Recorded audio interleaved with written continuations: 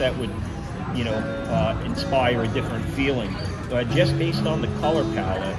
So, exploring color is a big part of, where you can go as an artist.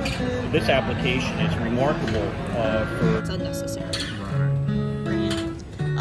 If I were to draw a building that was in one-point perspective, I'd come up here for the edge of my building.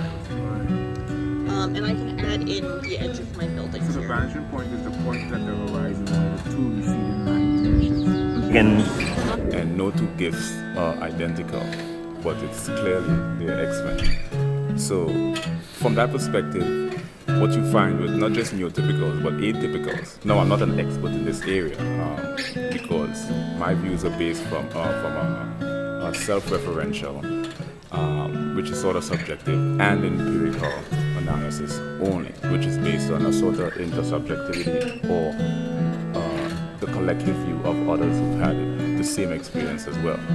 And what I've observed is no two atypicals, even if you look at it from our psychological approach or psychopathology, no two of the same bipolar or mania share the exact same phenomena. So